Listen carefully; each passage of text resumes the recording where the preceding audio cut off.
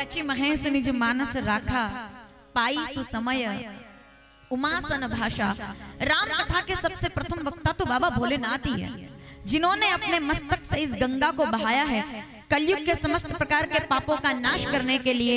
एक गंगा हरिद्वार में बहती है, काशी में बहती है, प्रयाग में बहती है। जितने विद्वान और बुद्धिजीवी लोग बैठे हैं सावधान, क्योंकि मुझे पीछे कम नजर आएगा। प्रयास करेंगे कल पर्याप्त प्रकाश पंडाल में रखे ताकि आप लोग मुझे नजर आ सके, लेकिन फिर भी जहां जहां मेरी बात आप तक पहुंचती जाए विचार कीजिएगा। एक गंगा हरिद्वार में दर्शन देती है, वही माता गंगा गंगोत्री से प्रकट होकर के, गोमुखी से प्रकट होकर के काशी, कलकत्ता, गंगा सागर तक पहुंचती है, जो हमारे तन को पवित्र कर देती है, जिसमें डुबकी लगाने के लिए हमें भाग्य की जरूरत होती है।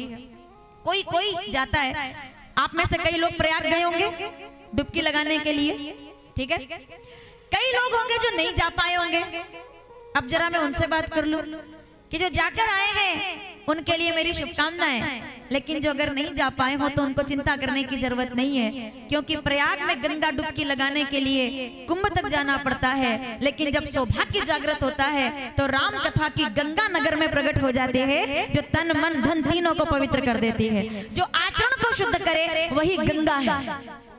गंगा जल में डुबकी लगाने से तन शुद्ध हो जाता है। गंगा सकल, रामचरितमानस अयोध्या कांड 84 दोहा, ये चौपाई मुझे हमेशा अच्छी लगती है। 84, 85, 86 दोहे की सभी चौपाइयां आप पढ़ेंगे। गंग सकल मुद मंगल मूला, सब सुख करनी हरनी सब सूला। जो आपके दुखों को हर ले वही गंगा है। आप 3 घंटे यहाँ आकर के बैठेंगे और अगर आपको संसार और दुनिया याद ना आए और यहाँ से जाते समय जब कथा पूरी हो और आपको लगने लगे कि कथा इतनी जल्दी पूरी कैसे हो गई है, तो समझ लीजिए कि आपने गंगा में डुबकी लगा ली है। क्योंकि जब मन पवित्र हो जाए और मन में भगवान का वास हो जाए ना, केवल आप ये समय केवल याद रखें कि भगवान ने हमको ये अवसर प्रदान किया है कि हम इस राम नाम की गंगा में डुबकी लगा सके, क्योंकि ये गंगा आचरण पवित्र कर देती है, मन शुद्ध कर देती है। उसी को हम राम कथा कहते हैं, जो तुलसीदास जी महाराज ने 4608 चौपाइयों के साथ राम कथा के जानकार लोग सावधान। एक ऐसी नाव जो भवसागर से पार करने वाली है। और एक एक शब्द ध्यान से सुनिएगा। अगर आप अपने घर में कागज की नाव बनाएंगे तो वो नदी के अंदर तैर तो सकती है, लेकिन आप उसमें बैठकर तैर जाएं, क्या ये संभव है? कैसा हो सकता? कागज की नाव में बैठकर क्या आप नदी पार कर सकते हैं? नहीं कर सकते। जो माताएं पीछे बैठी हैं सावधान, मेरी आवाज आ रही है ना आपको? बताइएगा। कागज की नाव आपने भी बनाई होगी। आज के बच्चे नहीं जानते कागज की नाव का मतलब ज्यादा, क्योंकि वो सब व्यस्त है। लेकिन जो माताएं उपस्थित हैं, हमने लगभग सबने कागज की नाव बनाई है।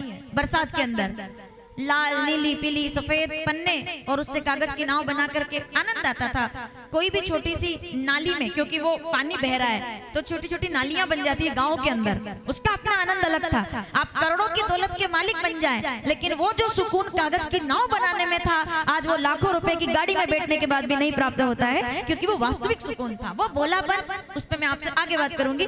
कागज की नाव बनाकर आप कितनी भी सुंदर नाव बना दें, कोई आपसे पूछे कि खरियार रोड में राम कथा क्यों हो रही है, रामनवमी उत्सव समिति राम कथा क्यों करवा रही है, महिला मंडल को राम कथा कराने की क्या जरूरत है, जबकि घर घर में रामायण पढ़ी जा सकती है। तो ये पंडाल क्यों बनाया गया है, ये व्यवस्था क्यों की गई है? कोई पूछे तो जवाब दे दीजिएगा कि कागज की नाव अगर हम बनाते हैं तो उसमें बैठ करके हम नदियां पार नहीं कर सकते। क्या कोई कागज की नाव हमें नदी पार करा सकती है? नहीं करा सकती। लेकिन विचार कीजिएगा कि हम अगर कागज की नाव बनाएं तो नदी पार नहीं कर सकते, लेकिन गोस्वामी तुलसीदास जी महाराज ने रामचरितमानस के रूप में ऐसी कागज की नाव बना दी है जिसमें बैठ करके लोग नदी तो क्या भवसागर पार कर रहे हैं। बिना प्रमाण के नहीं बोलूंगी मैं, लिख लीजिए रामचरितमानस उत्तरकांड 52 दोहा दूसरी चौपाई। और ये चौपाइयां घर जाकर पढ़ेंगे आप। वैसे भी राम अवतार होने वाला है तो रामायण तो वैसे ही शुरू कर दो। ये मुझे व्यक्तिगत रूप से ये चौपाई अच्छी। विश्वास कौन है जो कलयुग में आपको तारेगा? पहले के राक्षस सामने दिखते थे, रावण अपने एरिया में रहता था, राम जी जाते हैं उसका वध कर देते हैं। नहीं आता, कंस कभी गोकुल नहीं आता, पर अब कलयुग है। अब हर घर में रावण बैठा, इतने राम। पहले सामने दिखता था कि ये दुश्मन है, आज आपके पास बैठा होगा, आपके सामने बैठा होगा, कई वर्षों तक आपके साथ रहा होगा, कई मित्रता के रूप में समझ लो, सामाजिक रूप में समझ लो, परिवार के रूप में समझ लो। कौन व्यक्ति कब आपका नुकसान कर जाए इसका कोई ठिकाना नहीं है। तो मतलब रावण तो आज भी है, लेकिन वो दिखाई नहीं देता है हर जगह पर। तो ऐसे में वो कौन सी चीज जो उद्धार कर सकती है? सब सोच रहे थे कलयुग के लोगों का उद्धार कौन करेगा? तो तुलसीदास जी महाराज कहते हैं, मैं भवसागर को पार करने वाली नाव बनाने जा रहा हूं, जिसमें बैठकर लोग रामचरितमानस के साथ भवसागर पार कर जाएंगे। क्योंकि अगर रावण सामने है तो श्री राम उद्धार करेंगे। माता, आपको मेरी बात समझ में आ रही है? मैं कोशिश करूंगी कि थोड़ा धीरे बोलूं, लेकिन मेरे साथ समस्या है कि समय केवल 7 दिन है और मुझे सुनाना है आपको राम कथा। हरि अनंत, हरि कथा अनंता। मैं अगर इससे तेज बोलूं तब भी राम कथा पूरी करने का सामर्थ्य किसी वक्ता में नहीं है कि 9 दिनों में, 8 दिनों में कथा वो 9 महीने में या 9 साल में पूरी कर दे। प्रयास रहेगा कि एक एक शब्द आप तक पहुंचना चाहिए। तो तुलसीदास जी महाराज कहते हैं, चिंता करने की जरूरत नहीं है, क्योंकि चिंता करने से किसी समस्या का समाधान नहीं मिलता। जितने लोग पांडाल में बैठे हैं, मैं बंधुओं से निवेदन करूंगी, आज आप इस पांडाल से जब निकले 8 बजे और कोई आपसे पूछे कि क्या कथा में सुन करके आए हैं, तो आप अपना स्टेटस लगा लीजिएगा। लोगों से मिले तो ये बताइएगा कि हमने राम कथा में सुना है, हमने तुलसीदास जी महाराज से सीखा है, हमने संतों से सीखा है कि चिंता करने से किसी समस्या का समाधान नहीं होता, लेकिन अच्छा चिंतन करने से हर समस्या का समाधान किया जा सकता है। हम चिंतन करके आ रहे हैं और कलयुग में वैचारिक प्रवृत्तियों को हराने के लिए हमें एक अच्छे चिंतन की आवश्यकता है, और वो चिंतन रामचरितमानस से प्राप्त होता है। अगर आपका चिंतन शुद्ध हो गया तो जीवन शुद्ध हो गया। मेरा चिंतन अच्छा होना चाहिए, मेरा विचार अच्छा होना चाहिए। मैं नहीं बात करता कि सामने वाला क्या कर रहा है, मैं बात करता हूं कि मैं क्या कर रहा हूं। मैं गलत तो नहीं बोल रही? मैं अगर अपने जीवन के अंदर परिवर्तन करता हूं तो एक मंत्र मिला है पूरे जगत को, बड़ा प्यारा सा। मैं शुरू करूंगी, आप पूरा करेंगे। हम बदलेंगे, आवाज नहीं आई मुझे। हम बदलेंगे, हम सुधरेंगे। भारत की सबसे बड़ी शाखा गायत्री परिवार, और वहां से जब ये मंत्र निकल कर आता है, उसका मतलब ही यही था कि सुधार का प्रारंभ स्वयं से होता है। संयम, संयम आपके जीवन का सिखाता है कि आपका जीवन किस प्रकार से आप बनाना चाहते हैं। 8 दिनों तक व्रत करते हैं, उपवास करते हैं, ठीक है, भूखे रहते हैं। क्यों करते हैं हम ये सब? संयम करते हैं। सामने जिस दिन व्रत रहता है उस दिन मिठाई ज्यादा आती है, जिस दिन व्रत रहता है उस दिन गरम गरम पूड़ी जरूर सामने आती है, ठीक है। जिस दिन व्रत रहता है उस दिन जरूर अच्छी सब्जी बनेगी घर के अंदर, और जैसे खुशबू आएगी और हमको याद आ जाएगा, अरे आज तो व्रत है, कल वापिस बनाना। संयम नहीं। कई बार लोग आपको चिढ़ाएंगे, बोले फिर क्या जरूरत है व्रत करने की, वही तो संयम है। और कोई आपसे पूछे कि संयम क्या है, बुद्धिजीवी लोग सामने बैठे हैं, सावधान। कोई पूछे कि संयम क्या है तो बता दीजिएगा कि संयम एक युद्ध है, पर ये दूसरों के लिए नहीं। संयम एक युद्ध है स्वयं के विरुद्ध में, कि मैं खुद को अगर जीत गया तो मैं दुनिया को जीत सकता हूँ। अगर मैं खुद पर संयम कर लूं, मैं संयम कर लूं 8 दिन का, अगर मैं 8 दिन संयम कर सकता हूँ कि मैं क्रोध नहीं करूंगा, मैं लोभ नहीं करूंगा, मैं अहंकार नहीं करूंगा, मैं किसी का दिल दुखे ऐसी बात नहीं करूंगा, मैं सबके लिए अच्छा सोचूंगा, मैं सबके लिए अच्छा विचार करूंगा। अगर 8 दिन ऐसा जिया जा सकता है तो 80 साल भी ऐसे जिया जा सकता है। उसी को सनातन कहते हैं, जो आपको जीना सिखाता है। उसी को धर्म कहते हैं, जो आपको जीना सिखाता है। धर्म का मतलब क्या है? आप रामचरितमानस पढ़ें,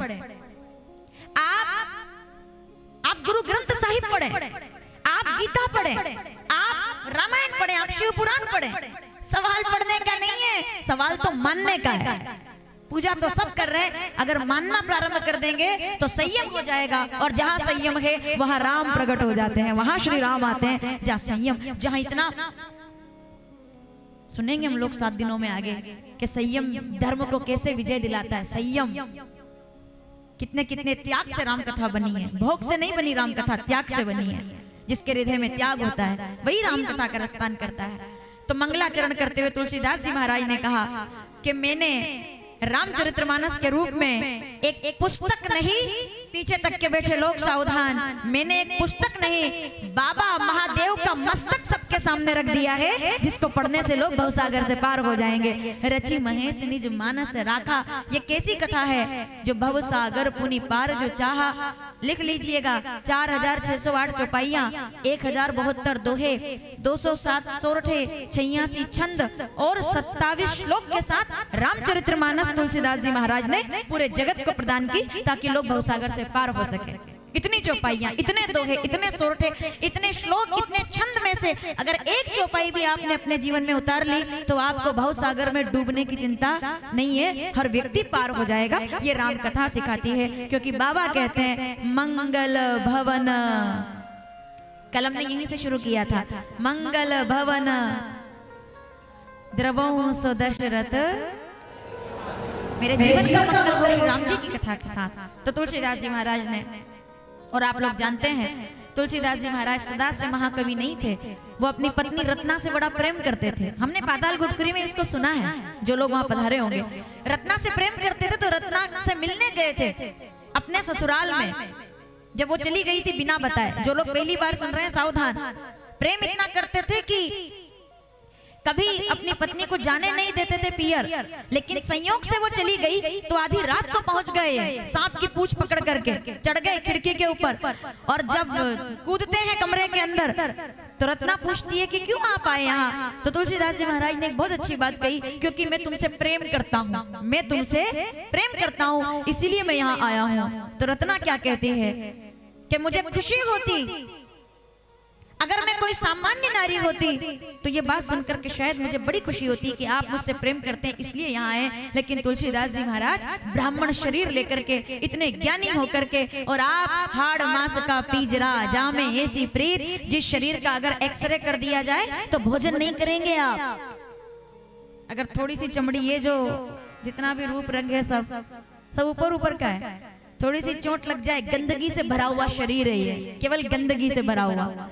ये तो भगवान ने इस लायक बना दिया है कि एक दूसरे को देख सके हम। सोचो, एक दूसरे को देख सके, बस इतना लायक बनाया। पर वो कुछ है, सब कुछ नहीं है, सब कुछ नहीं है। तो रत्ना कहती है इस शरीर से इतना प्रेम? बोले हाँ, मैं तुमसे प्रेम करता हूँ, उसमें क्या बड़ी बात है, मैं प्रेम करता हूँ। और बड़े विचित्र है ये 3 शब्द जो आजकल कोई भी किसी से बोल देता है। क्या बोल देता है अंग्रेजी में?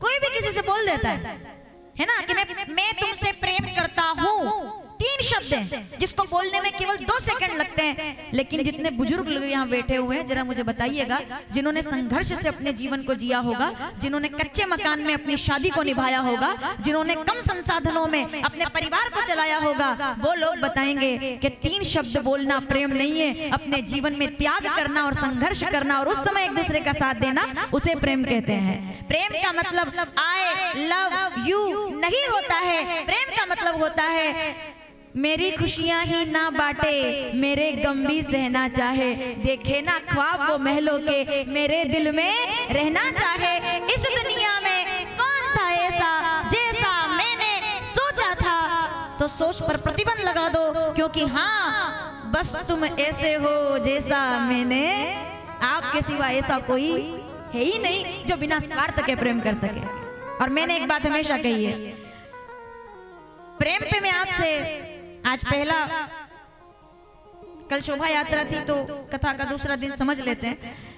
आज तो मैं केवल शुरुआत कर रही हूँ आपके सामने। ये समझ लो कि आज वो बता रही हूँ जो 7 दिन आप सुनने वाले हैं, इसलिए तैयार होकर आइएगा, अपने बच्चों को साथ लाइएगा, युवाओं को लाइएगा। छुट्टियां अगर चल रही हो तो जो स्कूल गोइंगे, कॉलेज गोइंगे, उनको भी लाइएगा, तो इस कथा को ज्यादा आनंद वाला बनाएंगे हम। प्रेम का मतलब क्या होता है? प्रेम का मतलब केवल 3 शब्द नहीं होते, प्रेम का मतलब तो 3 युग होते हैं जो एक दूसरे के संघर्ष को साथ दे करके और निभाए जाते हैं। 80 साल के, 60 साल के लोग जो यहाँ बैठे हुए हैं, अपने वैवाहिक जीवन को सफल बनाते हुए, वो आपको बताएंगे कि प्रेम का मतलब क्या होता है। केवल शरीर से प्रेम नहीं होता, प्रेम तो आत्मा से किया जाता है, एक दूसरे की आदतों से होता है, जीवन के संघर्ष से होता है, साथ देने से होता है। तो रत्ना कहती है क्यों आप आ गए आधी रात को, मैं आने वाली थी घर। तो तुलसीदास जी कहते हैं क्योंकि मैं तुमसे प्रेम करता हूँ। अब रत्ना कहती है कि शर्म आनी चाहिए आपको, जितना प्रेम आप इस शरीर से करते हैं। तुलसीदास जी महाराज उससे आधा प्रेम भी आपने श्री राम से किया होता तो रत्ना नहीं आज आपको राम मिल जाता। ये बताने वाला भी तो कोई होना चाहिए, ये जगाने वाला भी तो कोई होना चाहिए। पत्नी किसको कहते हैं? पत्नी वही है जो पति को सही मार्ग बताए। रत्ना तुलसीदास जी महाराज को महाकवि बना देती है कि हाड़ मास का पीजरा जामे ऐसी प्रीत। तब तक तुलसीदास जी महाराज एक सामान्य ब्राह्मण थे, लेकिन वहां से रत्ना को गुरु मान करके और वो काशी आ गए और कहते हैं कि उन्होंने समर्पण कर दिया। और कोई उनसे पूछे कि गुरु कौन है तो वो कहते रत्ना मेरी गुरु है, जिसने मुझे जगा दिया कि मेरा जीवन किस लिए था, जिसने मुझे जगाया। पत्नी गुरु है, माता गुरु है, पिता गुरु है। हम क्या कहते हैं? गुरुर ब्रह्मा गुरुर्देवो गुरुर साक्षात तस्मै श्री, जो मुझे जगाए वही गुरु है। तो तुलसीदास जी महाराज काशी गए रत्ना से उपदेश लेकर के कि जितना मुझसे प्रेम करते उतना राम जी से करते। ये शरीर तो मिट जाएगा लेकिन श्री राम जी का नाम कभी मिटने वाला। तब तुलसीदास जी महाराज काशी आते हैं। 7 दिनों तक संस्कृत में रामचरितमानस लिखते हैं। तो भोलेनाथ ने प्रसन्न होकर कहा कि ऐसी भाषा में लिखो कि गांव का अनपढ़ व्यक्ति से लेकर ऑफिस में बैठा हुआ एजुकेटेड व्यक्ति भी उस चौपाई को समझ पाए। इतना सरल बनाकर लिखिए, उसे सरल कर दीजिए। और दुनिया में सबसे कठिन क्या है? चलिए आप सब अच्छे लोग बैठे हैं, लिखना इस बात को अपने साथ लेकर जाना। बुजुर्ग लोग बैठे हुए हैं, जितना सुनो कोई जरूरत नहीं है कि 5 घंटे सुने आप, 4 घंटे सुने आप। 10 मिनट भी अगर सुनते हैं तो मेरे विचार अपने साथ लेकर जाइएगा और मैं ठीक बोलूं तो समर्थन करना।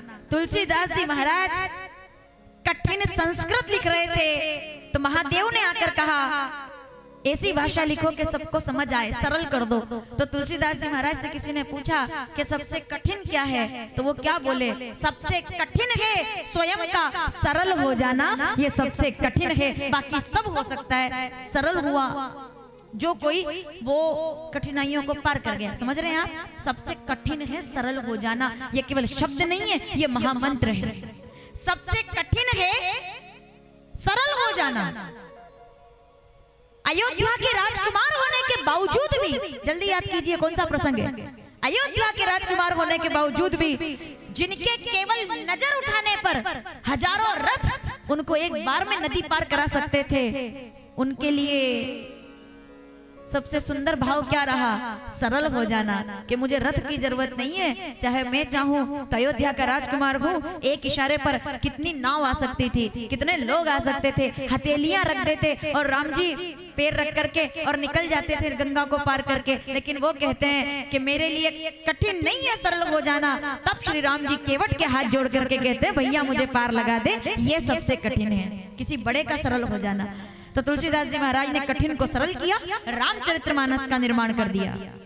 और कहते हैं कि रामचरितमानस के निर्माण के लिए 2 वर्ष 2 साल 7 महीने और 26 दिन का समय लगा रामचरितमानस को पूरा करने में। 2 वर्ष संवत 1631 जब तुलसीदास जी महाराज ने इस कथा का प्रारंभ किया, 2 साल 7 महीने 26 दिन में रामचरितमानस का निर्माण किया। और जब पूछा गया कि इस कथा का नाम क्या होगा, अब जरा पीछे तक के बैठे लोग सावधान, नाम क्या रखा जाए? राम लीला रखा जाए, राम धाम रखा जाए, राम गुण लिखा जाए, क्या क्या नाम रखा जाए?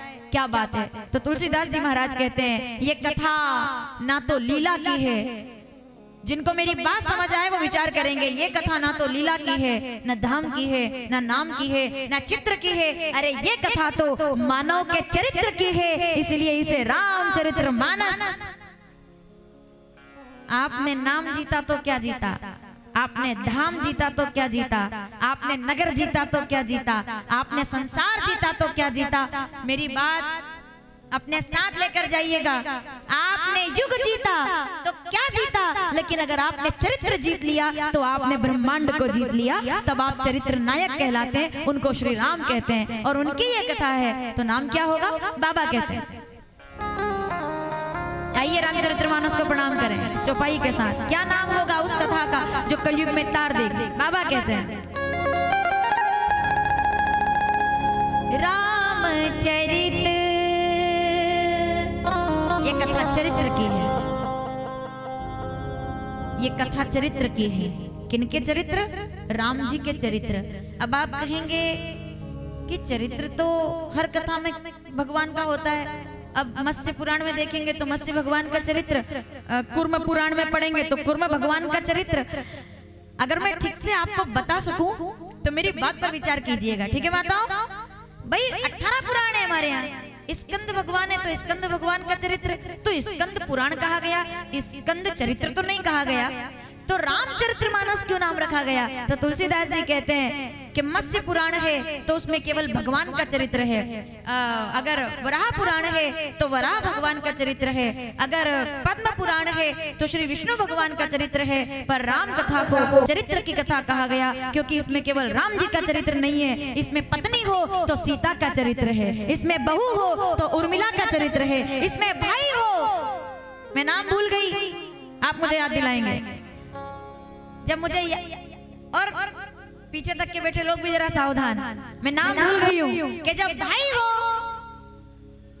रामचरितमानस अयोध्या कांड दोहा नंबर 204, मैं नाम भूल गई हूँ, आप मुझे याद दिलाएंगे। जब भाई होगा युगों युगों तक, जब भाई के, केवल राम जी की बात नहीं हो रही है कि केवल राम जी भगवान है, भाई भी हो तो ऐसा जो मुकुट को भगवान के चरणों में रख करके और पादुकाओं को सिर पर धारण करना जानता है, ऐसे लाडले भाई के चरित्र को बोलिए। भरत लाल के चरित्र, भरत का चरित्र, सीता माता का चरित्र, उर्मिला का, क्या बात कर रहे हैं आप? मैं कथा में हम आगे बढ़ेंगे तो हम सुनेंगे चरित्र, आहा क्या बात है। चरित्र एक सेवक का चरित्र कि पत्नी के हाथ से मेहंदी भी नहीं उतरी है अभी, और उर्मिला दरवाजा पकड़ करके खड़ी है और पति पत्नी एक दूसरे को देखते हैं। राम जी जा रहे हैं वन में, सीता जी जा रही है वन में, मैं जा रहा हूँ वन में, तो एक मिनट भी संवाद नहीं है पूरी राम कथा में। लक्ष्मण जी और उर्मिला का परमिशन लेने नहीं गए कि मैं जाऊं कि नहीं जाऊं, पत्नी चाहती तो रोक देती, कोई संवाद नहीं है, केवल आंखों से। संवाद क्यों नहीं है? क्योंकि जब प्रेम अथाह होता है तो आंखों में बात हो जाती है। तो लक्ष्मण जी जब निकलते हैं घर से तो उर्मिला जी दरवाजे पर खड़ी हैं और लक्ष्मण जी को देख रही हैं, क्योंकि जानती है कि 14 साल के बाद पति का दर्शन होगा। और तब वो युवांगना, वो नई बहू अपने पति को देखकर कहती है कि जाइए आप अपने भाई की सेवा करके अपना धर्म निभाइए, मैं आपके माता पिता की सेवा करके अपना धर्म निभाऊंगी। ये चरित्र उर्मिला का है, सुमित्रा का चरित्र, कौशल्या का चरित्र। आप किसकी बात करेंगे? पूरी राम कथा चरित्र से भरी हुई है, इसीलिए इसे रामचरित्र मानस कहा गया है। जो हर मानस के चरित्र को राम जैसा बना दे उसी को रामचरित्र मानस कहते हैं। तब बाबा कहते हैं, गाइएगा मेरे साथ, क्या नाम होगा? प्रणाम करें दोनों हाथ जोड़कर। रामचरित मानस किस बात की कथा है? चरित्र से मानस, राम तक की यात्रा की कथा कि मानस अपने चरित्र से श्री राम कैसे बने, उसकी ये कथा है। रामचरित मानस एहि नाम,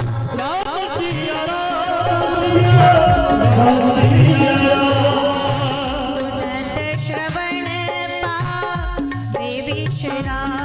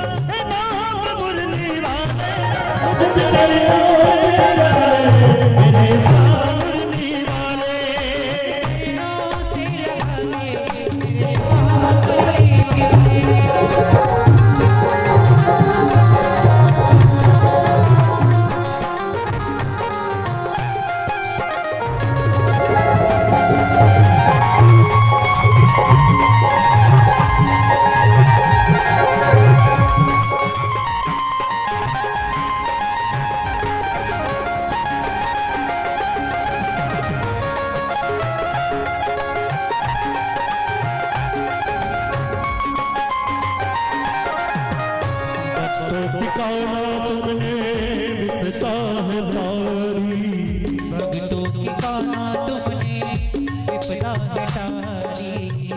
मेरी विवाह थामो आके बिहारी। मेरी विवाह थामो आगे बिहारी। मेरे विवाह थामो आके बिहारी। बिगड़े बनाए तुमने, बिगड़े बनाए तुमने, हर काम मुरली तुझ चरणों से लगा ले मेरे श्याम मुरली वाले। तुझ चरणों से लगा ले मेरे श्याम मुरली वाले।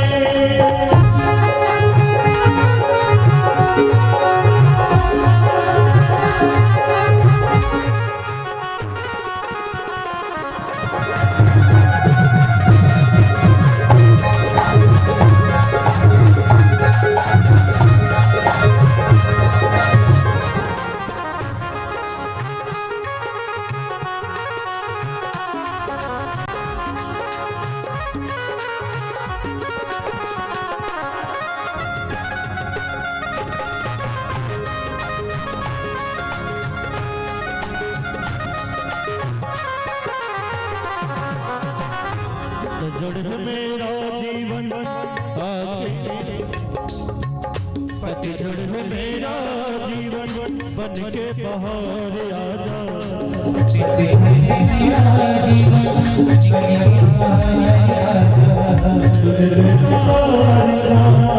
बस ये दीवार